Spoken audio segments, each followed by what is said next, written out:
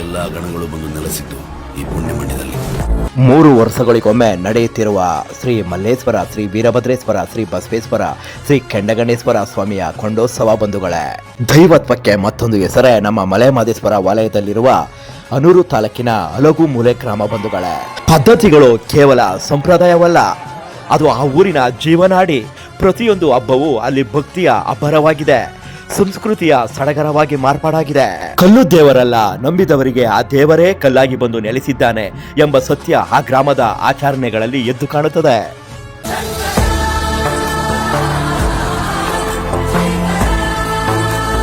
ಜಾತ್ರೆ ಎಂದರೆ ಅಲ್ಲಿ ಕೇವಲ ಜನರ ಗುಂಪಲ್ಲ, ಅದು ಭಕ್ತಿಯ ಸಮುದ್ರ.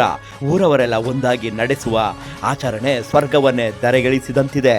ಆಡಂಬರಕ್ಕಿಂತ ಮಿಗಿಲಾದ ಶ್ರದ್ಧೆ, ಮಾತಿಗಿಂತ ಮಿಗಿಲಾದ ಮೌನ, ಭಕ್ತಿ ಆ ಗ್ರಾಮದ ಆಚಾರಗಳಿಗೆ ಹೊಸ ಕಳೆ ನೀಡುತ್ತಿದೆ.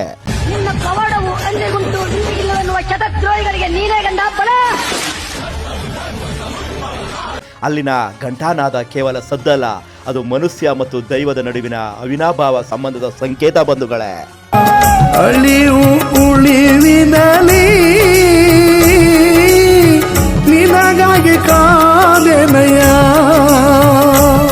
ಕೆಂಡಗಣ್ಣ ಕಾಯೋ ಪಾಪಿನಾದಯ್ಯ.